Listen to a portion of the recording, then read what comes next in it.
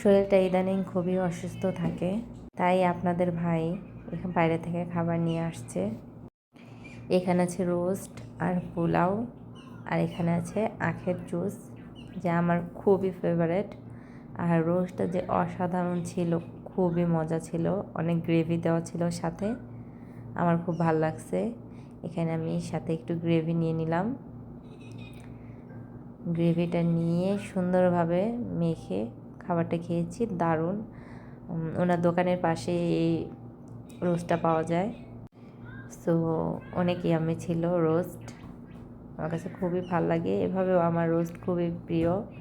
আর রোস্টের সাথে মানে পোলাওর সাথে ভেজিটেবলটাও খুবই আমার পছন্দ।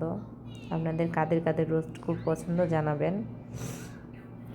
এখানে শরীর অসুস্থ, তো তাই হাজবেন্ড কাজের থেকে এসে ঘরটা পরিষ্কার করে দিচ্ছে, আমাকে হেল্প করছে। আর ছেলে এখানে দড়ি দিয়ে খেলাধুলা করছে, বাবা ছেলের খুনসুটি। মাশাল্লাহ, সবাই মাশাল্লাহ বলবেন এবং আমার ফ্যামিলির জন্য সবাই দোয়া করে দিবেন, আর দোয়া করবেন যাতে আমি খুব তাড়াতাড়ি সুস্থ হতে পারি। এখানে আমার হাজবেন্ড ওষুধ এনে দিয়েছে, এই যে এই ওষুধটা আর ওইটা, দুইটাই ওষুধ। সো এখানে শসা দিয়ে পোলাও খাচ্ছি আমি, পোলাও খেয়ে নেব। আর এখানে কাঁচামরিচ দিয়েছে। আপনারা কারা কারা ঝাল পছন্দ করেন? আমি তো একদম ঝাল খেতে পারি না, একদম না, একদমই না, মানে কি বলবো। সো এখান থেকে একটুখানি ভেঙে আমি পোলাওটা মাখিয়ে নিচ্ছি। পোলাওটা ভালোভাবে মাখিয়ে সেটা মুখে দেব, মানে বলতে গেলে ঝাল নাই।